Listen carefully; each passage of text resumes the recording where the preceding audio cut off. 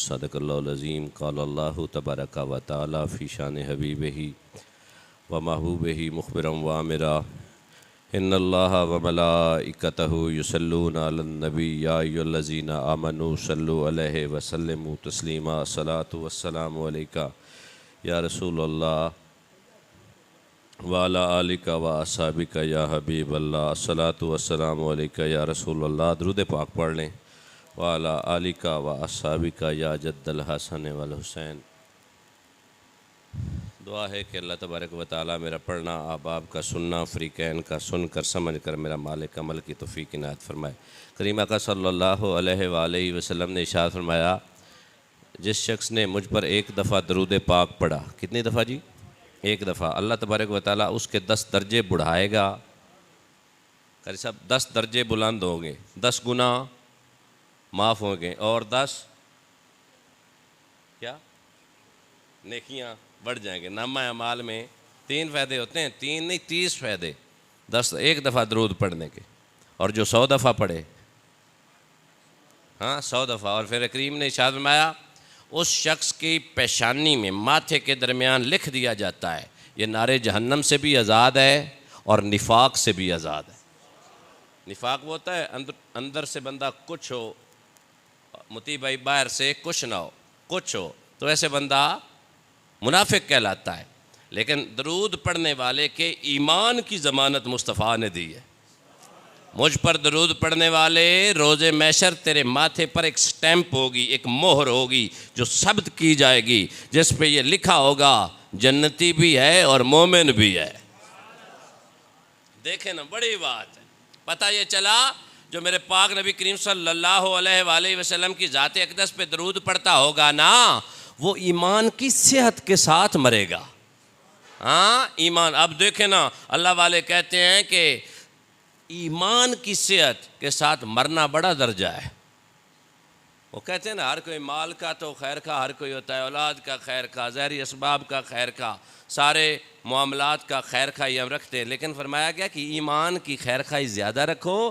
ایمان پہ جو مرتا ہے نا، بولیے نا ذرا، ایمان کی دولت لے کر جو مرتا ہے، یقین مانے شیخ محقق کہتے ہیں کہ آخرت کی کامیابی تو میسر آئے گی نا، آخر میں سر وہی کامیاب ہوتا ہے جو دنیا میں کامیاب زندگی گزارے۔ اور اس کے لیے اس پہ بڑی بحث مباحثے ہو چکے ہیں۔ فرمایا، علماء فرماتے ہیں کہ جس کا آخر وقت بھی اچھا گزر جائے نا، آخری وقت سر چاند لمحے بھی، ایک طویل حدیث پاک ہے نا، اس کا تھوڑا سا مفہوم عرض کرتا ہوں۔ اس حدیث مبارکہ کے راوی ہیں سیدنا علی المرتضیٰ شیر خدا۔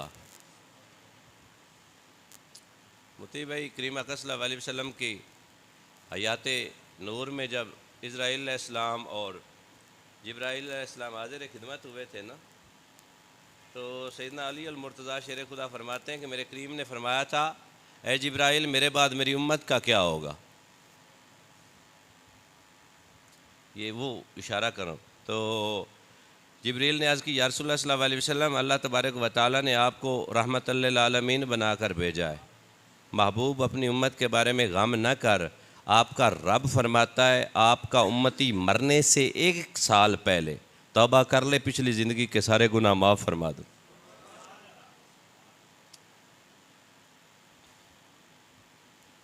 مرنے سے 1 سال پہلے میرے کریم نے فرمایا رعایت تھوڑی ہے۔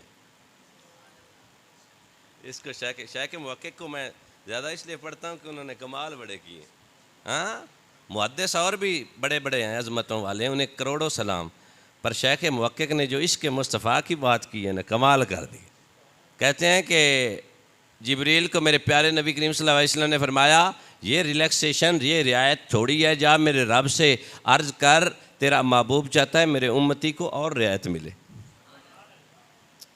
فرمایا محبوب ایسا کر، تیرا امتی مرنے سے 6 ماہ پہلے، مرنے سے 6 ماہ پہلے توبہ وہ کر لے، بخشش میں فرما دوں گا۔ عرض کی بندہ نواز، یہ رعایت تھوڑی ہے۔ The said relaxation is comparatively less۔ یہ رعایت تھوڑی ہے، اس پہ بڑی اس کی جدا راہیں بنتی ہیں۔ مصطفیٰ کی اللہ کے بارگاہ میں مقام کی. سر جی رب نے جو کہہ دیا کہ 1 سال مرنے سے پہلے توبہ کر لے, دیٹس آل. پر مصطفیٰ جان رحمت نے جبریل کو دوبارہ بھیجا. رب خدا وہ خدا ہے جو مصطفیٰ کی ٹالتا ہی نہیں. ہاں, حضرت عائشہ صدیقہ رضی اللہ تعالی عنہا آپ فرماتی ہیں کہ عجیب معاملہ ہے, رب بڑا جلدی میں ہوتا ہے. مفہوم عرض کر رہا ہوں, محمد کی منشا اور رضا پوری کرنے میں. بریلی والے بابا کہتے ہیں عجابت نے جھک کر گلے سے لگایا, دلہن بن کے نکلی دعائے محمد. سر یہ جو قبولیت ہے نا, میرے پاک نبی کے قدم چومنے کے لیے آ جاتی تھی. ہاں, قبولیت پاس کھڑی ہوتی تھی. ادھر باپ ہاتھ اٹھائے قبولیت کو پہنچ جائے, ماں ہاتھ اٹھائے قبولیت کو پہنچ جائے, مظلوم ہاتھ اٹھائے قبولیت تک پہنچ جائے, مسافر ہاتھ اٹھائے قبولیت تک پہنچ جائے. رب کا یار ہاتھ اٹھائے اور قبولیت تک نہ پہنچ. وہ آپ کو واقعہ یاد ہے نا, کہیں اور نہ چلے جائیں. اسی طرح جمعۃ المبارک کا خوبصورت دن تھا سر جی. ایک عربی آیا اور آ کر کہنے لگا بندہ نواز خشک سالی ہے, بارش نہیں ہو رہی. اللہ اکبر کبیر. حاجی صاحب بھائی جان میرے پاک نبی نے ہاتھ اٹھائے. سیدنا ابو ہریرہ رضی اللہ تعالیٰ عنہ وہ کہتے ہیں کہ میں دیکھ رہا تھا مصطفیٰ جان رحمت نے ہاتھ اٹھا کر دعا مانگ کر ابھی اپنی داڑھی مبارک کو نہیں لگائے تھے کہ جو مسجد کی چھت ہے نا ٹپ ٹپ برسنے لگی. توجہ ہے نا, بادل کا نام و نشان نہیں تھا. اوے جی پھر پتہ نہیں کہاں سے بادل آ گئے, ادھر بارش برسنے لگی. سر جی پورا ہفتہ برسی. وہی شخص جو آ کر کھڑا ہو گیا تھا نا, کہنے لگا تھا یا رسول اللہ خشک سالی ہے, عرض کرنے لگا یا رسول اللہ اب دعا فرمائے بارش.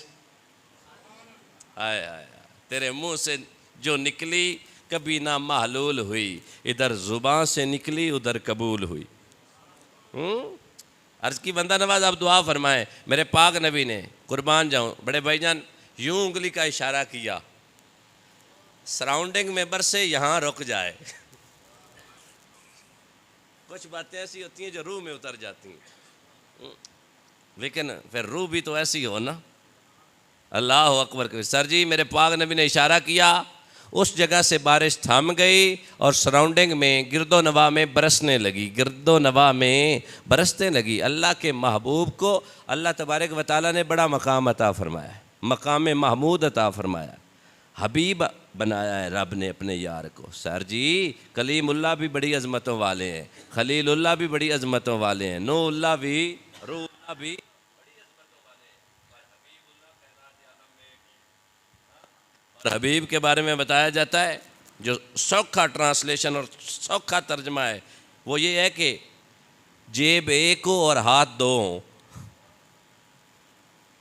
کسی اللہ والے نے کہا ہے کہ حبیب کے بے شمار معنی ہیں اور میننگ فل ہیں, پر جیباں ہک تے ہاتھ دو, اس کا کمال ہو گیا. یہ میں نے کہیں پڑھا تھا, ایک صوفی شاعر کہتا ہے حبیب ہوتا ہی وہ ہے, مطلب یہ ایک خزانے خدا کے ہیں, خدا بھی بانٹتا ہے اور خدا کی عطا سے محمد مصطفیٰ بھی بانٹتا. یہ ہے آسان سا تجربہ. اللہ تبارک و تعالیٰ نے قرآن پاک میں کچھ لوگوں کے کوالٹیز اور ان کی خوبیاں بتائی ہیں.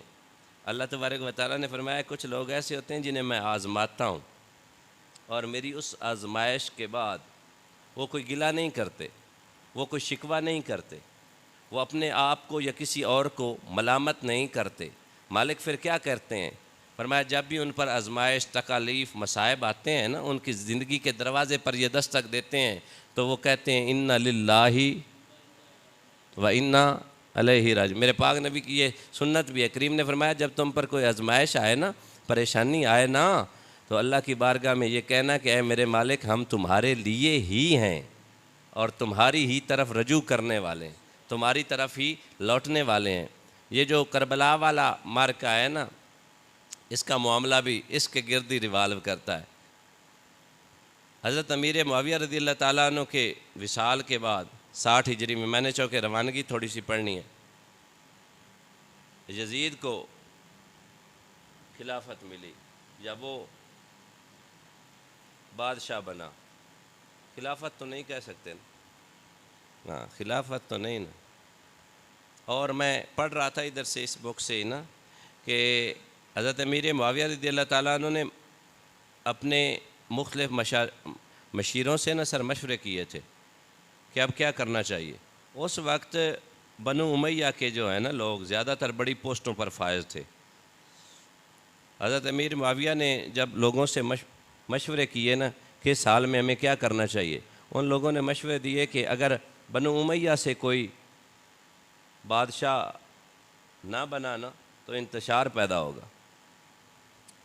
تو فیصلہ یہ ہوا کہ اپنے ہی بیٹے کو یہ منصب دیا جائے، لیکن اصل باتیں وہ ہیں جو حضرت امیر معاویہ نے اپنے بیٹے کو وصیتیں کی تھیں، وہ سننے والی ہیں۔ اس سے تھوڑا عقیدہ کھل کر اور نکھر کر سامنے آتا ہے، اور سنیوں کے عقیدے کی کو تقویت ملتی ہے۔ حالانکہ اس کا میں یزید کو ڈسکس نہیں کرنا چاہتا تھا، یہ صاحب کتاب نے 15-20 صفحے اس کی بیڈ کریکٹر کے حوالے سے لکھے ہیں۔ یہ جب پیدا ہوا تھا اس کے سارے جسم پر بال تھے، سیاہ، نہایت بددا تھا، اور جیسے جیسے پروان چڑھتا گیا نا حرکات و سکنات بری تھی، شراب نوشی، زنا اور شریعت کی حدودوں کو توڑنا اس کے لیے معمول کی بات تھی۔ اپنے قرب و جوار میں بغیر ریش کے جو ہے نا نوعمر لڑکوں کو رکھا کرتا تھا، لطی بھی تھا۔ اور اس نے پہلی دفعہ، حالانکہ میرے کریم آقا صلی اللہ علیہ وسلم نے فرمایا تھا ایک وقت آنا والا ہے جب میری شریعت کو نقصان پہنچایا جائے گا، اور غلام نے پوچھ لیا یا رسول اللہ وہ کون ہوگا؟ ایک روایت میں آتا ہے لونڈوں کی حکومت سے پناہ مانگنا، اور حضرت ابو ہریرہ رضی اللہ تعالیٰ عنہ اللہ کی بارگاہ میں سر دعا مانگا کرتے تھے، مالک ان لونڈوں کی حکومت سے پہلے مجھے اٹھا لے۔ اور ایک حدیث مبارکہ کا مفہوم ہے کہ کریم آقا صلی اللہ علیہ وسلم سے پوچھا گیا یا رسول اللہ وہ کون ہوگا جو آپ کی شریعت کو توڑنے کی کوشش کرے گا، جو اس کو نقصان پہنچائے گا؟ تو میرے پاک نبی نے فرمایا بنی امیہ سے نا ایک شخص ہوگا، یا رسول اللہ اس کا نام کیا ہوگا؟ اس میں حدیث کوٹ ہے، ادھر سے دیکھ کے پڑھوں تو وہ ٹائم زیادہ لگتا ہے، میں بس سرسی سپرفیشل گفتگو۔ تو پاک نبی نے فرمایا اس کا نام یزید ہوگا، اس کا نام یزید ہوگا۔ میرے پاک نبی نے پہلے بتایا یا نہیں؟ چلو کوئی بات، اس کا نام یزید ہوگا۔ میرے پاک نبی کریم صلی اللہ علیہ وسلم کو اللہ کی عطا سے سارا علم تھا، اور ایک روایت میں آتا ہے کہ میرے کریم آقا صلی اللہ علیہ وسلم نے اس شخص کا بھی تذکرہ کیا تھا جس نے سیدنا امام علی مقام امام حسین رضی اللہ تعالیٰ عنہ کے گلے مبارک پہ خنجر چلایا تھا، اور روایات میں آتا ہے کہ میرے پاک حسین نے جب اس شخص کو دیکھا تو فرمایا میرے نانا جان نے حق فرمایا تھا۔ نکال دو، نانا جان نے تھا کہ اس کے جسم پر ڈاٹس ہوں گے، نشان ہوں گے، کتابوں میں لکھا ہے اس کے جسم پہ چت کترا کتا کے لفظ آئے ہیں، جس کے جسم پر ڈاٹس اور سپاٹس ہوں۔ وہ شخص ایسا ہی تھا جو میرے پاک نبی نے کم از کم 60 سال پہلے ہی بتا دیا تھا، 53 سال یا 50 سال پہلے کریم آقا صلی اللہ علیہ وسلم نے بتا دیا تھا۔ یہ اپنی ماں کا ایک ہی بیٹا تھا، نہایت بد کردار، بد روش، بد اخلاق شخص تھا۔ جب اس نے مدینے میں بنا نا یہ حاکم، مدینے میں اس نے اپنے کچھ نمائندے بھیجے کہ کافی لوگ میری بیعت کر چکے ہیں، اور جو رہتے ہیں نا انہیں کہا جائے کہ وہ میری بیعت کریں۔ مدینہ پاک میں جو جلیل القدر اصحاب تھے نا، انہوں نے کہا تھا اس کی حرکات و سکنات اچھی نہیں ہیں، یہ میں آپ کو پس منظر عرض کر رہا ہوں، ہم اس کی بیعت نہیں کریں گے۔ عقبہ بن ولید کے ذمہ یہ اسائنمنٹ لگائی گئی، تو انہوں نے کہا کہ مدینہ پاک سے چند جیت بزرگ جو ہے نا امام نبی کے غلام یزید کے پاس چلے جائیں، اور یزید کا اسلوب خود جا کر دیکھ لے، اس کا کیا طریقہ کار ہے، تو پھر آپ فیصلہ کر لیجئے گا کہ اس کی بیعت کرنی ہے یا نہیں۔ یہاں سے چند لوگ 10 روایت میں آتا ہے 10 لوگ جو ہے نا ادھر یزید کے پاس ہے، اس نے ان لوگوں کے پہنچنے سے پہلے ادھر یزید کو انفارم کر دیا تھا کہ کچھ لوگ مدینہ سے آنے والے ہیں اور تیری حرکات و سکنات کو جانیں گے اور پرکھیں گے، پھر بیعت کا فیصلہ ہوگا۔ جب یہ لوگ گئے تو اس کو پہلے ہی پتہ چل چکا تھا، اس نے اپنا سیٹ اپ تھوڑا نیٹ ورک اپنا سٹائل جو ہے نا بدلا. لیکن جو شرابی ہوتا ہے نا وہ عیاں بھی شرابی ہوتا ہے اور پوشیدہ بھی شرابی ہوتا ہے. جس کی حرکات و سکنات بری ہو نا وہ پردے میں برا رہتا ہے اور پردے سے جب باہر نکل آئے تب بھی برا رہتا ہے. میرے پاک نبی کے جلیل القدر اصحاب ادھر تشریف لے گئے, اس نے بڑا پروٹوکول دیا, بڑے اچھے کھانے کھلائے, اور جب روانہ ہونے لگے, رخصت ہونے لگے, بے شمار تحفے دیے. جب یہ لوگ مدینہ پہنچے, ان سے یہاں کے لوگوں نے پوچھا کہ بتائیے وہ کیسا ہے, تو اس کا نام تھا حضرت مقل رضی اللہ تعالیٰ عنہ. اس نے پوچھنے والے مسلم کو بتایا, اے مسلم, میں اس وقت ادھر مجبور تھا, اپنے پاؤں سے جوتی نکالی اور یوں پھینکی زمین پر, کہتا میں یزید کی بیعت کو یوں توڑتا ہوں جیسے میرا جوتا میرے پاؤں کو چھوڑتا ہے. کیوں؟ اس نے پوچھا کیوں, تو اس نے کہا وہ شرابی ہے. امام مالک نے اس پہ کفر کا فتویٰ لگایا ہے. جو شریعت محمد صلی اللہ علیہ وسلم میں شراب کو جائز کہے, کوئی کہہ سکتا ہے, کوئی مفتی فتویٰ دے سکتا ہے؟ ام الخبائث کہا گیا ہے شراب کو, بیماریوں کی, مسائل کی, پریشانیوں کی, ساری خواصوں کی یہ جڑ ہے. وہ کہتا تھا جائز, پتہ جب وہ پیتا تھا تو ان سے اس کے کچھ جاننے والے کہتے یزید جو تم کیا کر رہے ہو, تم مسلمان نہیں ہو. کہا مسلمانوں میں شراب ناجائز ہے, جب پیتا ہوں عیسائی ہو جاتا ہوں. کہتا ہے پینے کے لیے عیسائی, پینے کے لیے عیسائی اور کہلوانے کے لیے مسلمان. یہ کتاب میں لکھا ہوا, اور لوگوں نے ان کے بارے میں اچھی رائے قائم کی ہیں. ہمارے کچھ ساتھیوں نے نا تھوڑی سے پھر رکھنا پڑتا ہے نا لحاظ, انہوں نے کہا یزید بڑا بندہ ہے ایک نمبر سے. استغفر اللہ. جس کے ہاتھ آل رسول کے خون سے رنگے ہوں, میں وہ ان میں بیٹھتا ہی نہیں, نہ ان سے میرا کنورسیشن ہوتی ہے. بتاؤ 1000 کے قریب اصحاب رسول کا قتل مدینے میں کس نے کیا تھا؟ اگر اسے ملامت ہی تھی, پاک حسین کے سر انور پر کو جب پیش کیا گیا تھا تو لاٹھی کس نے دانتوں پر ماری تھی, چھڑی کس نے ماری تھی؟ آل رسول کی شہزادیوں کو 2-3 گھنٹے زنجیروں اور بیڑیوں میں قید کر کے کس نے کوفے کی گلیوں میں چلایا تھا؟ یزید نے نا. تو یہ کون سی بات ہوئی؟ یزید امیر المومنین ہے.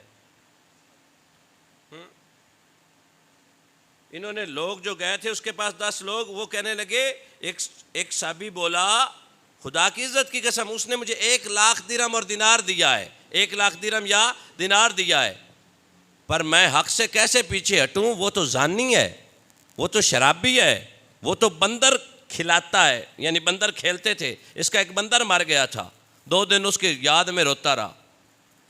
یہ کتوں کی لڑائی کروایا کرتا تھا, مرغے لڑاتا تھا. مسلم شریف کی حدیث پاک ہے, یہ بڑا جرم ہے. اور دیکھیں کیسے شوق تھے اس کے. اور اس نے کہا تھا کہ ماں سے شادی کرنے میں کون سا حرج ہے؟ بہن جو ہے نا, ہاں استغفر اللہ, ہے معاملہ ایسا. یہ تو جو تھی نا اپنا سوتیلی ماں, اس کے لیے تو اس کے بڑے اصول کلیئر تھے.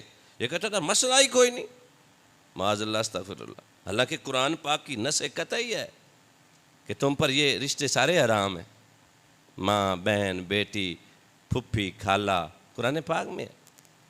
اس لیے امام مالک نے کہا تھا یہ کافر ہے.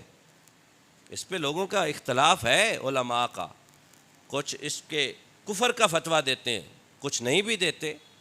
لیکن ایک بات تو طے ہے, آل رسول کا دشمن ہے, اور اس کے جہنمی ہونے کے لیے یہی کافی ہے. حضرت سیدنا امیر معاویہ نے اس کو وصیت کی تھی, بڑی تحقیقی اور اہم باتیں ہیں. وصیت کی تھی کہ مدینہ پاک میں 4 ایسے لوگ ہیں, محمد بن ابو بکر, عبداللہ بن عباس, عبداللہ بن زبیر رضی اللہ تعالیٰ عنہ, اور امام علی مقام. عبداللہ بن زبیر کے بارے میں بتایا وہ بڑا سمجھدار شاطر ہے, جنگجو قسم کا بندہ ہے, اس سے لڑائی مول نہ لینا. اور باقی لوگ دن رات قرآن کی تلاوت میں مست رہنے والے ہیں. وہ اللہ کی یاد سے غافل نہیں ہوتے.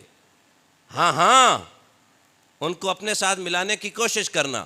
اور کہا امام علی مقام امام حسین، اب کتابوں میں لکھا ہے، کہا یہ جو خلافت مجھے ملی ہے نا اس کا حقدار تھا علی. علی کے بعد علی کا بیٹا حسن مجتبی. حالات و واقعات کے پیش نظر یہ مجھے میسر آئی، میں نے امانت داری کے ساتھ اس منصب کو آسان طریقے سے چلایا. اب تیری ذمہ داری ہے. میں نے اپنی زندگی میں اہل بیت کا خیال رکھا ہے، اور سر انہوں نے رکھا بھی تھا. وظائف متعین کیے ہوئے تھے اور وہ ہر ماہ وظیفے پہنچتے تھے. ایک ماہ وظیفے میں تھوڑی دیر سویر ہوئی نا، امام حسین رضی اللہ تعالیٰ عنہ تشریف لے گئے تو حضرت امیر معاویہ نے دورے وظائف کر دیے، دورے وظائف، اور ڈھیر لگا دیے اشرفیوں کے. اور عرض کرنے لگے حضرت جی آپ نے تکلیف کی ہے، مجھے حکم دے دیتے میں خود لے کر آ جاتا، اور دیر کی میں معذرت چاہتا ہوں. یہ معاملہ ہے. اور اگلی بات بھی سننے والی ہے. حضرت امیر معاویہ جب اسے دے رہے تھے نا یہ سلسلہ، تو آپ نے دعائیں مانگی تھی، مختلف کتابوں میں ہیں. ان دعاؤں کا مفہوم یہ ہے کہ اے میرے اللہ، اگر یہ میں فیصلہ حق کی بنیاد پر کر رہا ہوں نا تو اسے سلامت رکھنا. اگر مجھ سے معاذ اللہ اگر کوئی غلطی ہو گئی ہے نا تو اسے اسی تاج کے ساتھ نیست و نابود کرنا. یہ لکھا ہوا ادھر اس کتاب میں. اس پھر علماء نے کلام کیا ہے. وہ کہنے لگے کہ اس نے انصاف کا ترازو نہیں تھاما تھا نا یزید نے، حضرت امیر معاویہ کی دعا اسے لے ڈوبی. اگر یہ حق پر مبنی ہوتا، آل بیت کے ساتھ اچھا سلوک کرتا، تو شاید اس کا نام بھی اچھے الفاظ سے لیا جاتا. پر میرے پاک نبی نے فرمایا تھا من ابغضا حسینن، سر جس نے حسین سے بغض رکھا اس نے مجھ سے رکھا. اور میرے پاک نبی نے دعا مانگی تھی جو میری اہل بیت کو رنج پہنچائے گا وہ جہنم میں جائے گا. یہ تو اہل بیت میرے پاک نبی کے قرب والے ہیں نا. آپ نے اہل مدینہ کے بارے میں بھی یہی فرمایا تھا، جس نے اہل مدینہ پر ظلم کیا. ہاں تو آپ اندازہ کر لیں اس بدبخت شخص نے کتنے مظالم ڈھائے تھے اہل بیت کے اس مقدس طیب اور طاہر گھرانے پر. حضرت امیر معاویہ کا وصال قریب ہے اور وصیت کی کہ وہ فلاں جگہ پہ ایک چادر پڑی ہے، میں مر جاؤں تو نیا کفن پہنانے کی مجھے ضرورت نہیں ہے، نیا کفن دینے کی ضرورت نہیں ہے. بیٹے نے پوچھا بابا کیا کریں؟ کہا وہ جو چادر سفید پڑی ہے نا اسی میں ہی مجھے کفنا دینا اور وہ کفن پہنا کے مجھے دفنا دینا. تو اس نے پوچھا وہ چادر کوئی خاص ہے؟ حضرت امیر معاویہ کہنے لگے وہ چادر بڑی خاص ہے. کہا وہ کیسے؟ کہنے لگے میں نبی کریم رؤوف الرحیم صلی اللہ علیہ وآلہ وسلم کی خدمت میں حاضر تھا. کریم اقدس صلی اللہ علیہ وسلم نے مجھے دعائیں دی، یہ بخاری شریف کی روایت ہے. دعائیں دی اے میرے مالک تو حضرت امیر معاویہ سے راضی ہو جا، تو اسے اختیار عطا کر، اس اختیار کے ذریعے لوگوں کو فائدہ پہنچا. یہ حدیث کا مفہوم ہے. اور پھر وہ چادر سفید جو میرے پاک نبی کے شانوں پر تھی وہ اتار کر حضرت امیر معاویہ کو عطا کر دی. انہوں نے سنبھال کر رکھ لی تھی. جو اچھی باتیں ہم اسے بیان کریں گے، اور ہمارے اکابرین نے کف لسان کا جہاں پر حکم دیا ہے نا وہاں پر کریں گے. ہم ادب والے ہیں. حضرت امیر معاویہ اور حضرت سیدنا مولا علی شیر خدا کے درمیان جو مشاجرات ہوئی ہیں نا، ہم کہتے ہیں علی کل بھی حق پر تھے اور آج پر ہی ہیں، لیکن حضرت امیر معاویہ کو بھی بلا نہیں کہتے. وہ ان کے معاملے اور یہ معاملے اللہ کی بارگاہ میں ہیں. اللہ تبارک و تعالیٰ سب سے بڑا فیصلے کرنے والا ہے اور بہترین فیصلہ کرنے والا ہے. ہم کون ہوتے ہیں کسی ایک بھی فریق کے بارے میں زبان دراز کریں گے تو سر کیا خیال ہے؟ یہ وہ ہیں جنہوں نے ایمان کی حالت میں مصطفیٰ جان رحمت کو دیکھا ہے.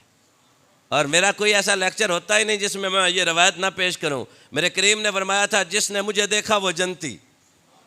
سبحان اللہ تھوڑی کم ہے. وہ جنتی، اور جس نے میرے دیکھے ہوئے کو دیکھا وہ بھی جنتی. کمال ہے یا نہیں؟ یہ ناز یہ انداز ہمارے نہیں ہوتے.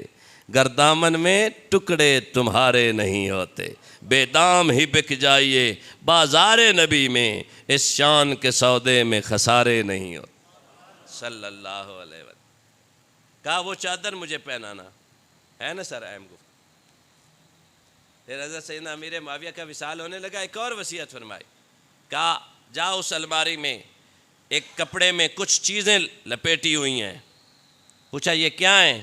فرمایا مصطفیٰ جان رحمت صلی اللہ علیہ وسلم کے موئے مبارک ہیں۔ ذرا سبحان اللہ اونچی۔ بال مبارک ہیں اور ناخن مبارک ہیں۔ بابا ان کا کیا کروں؟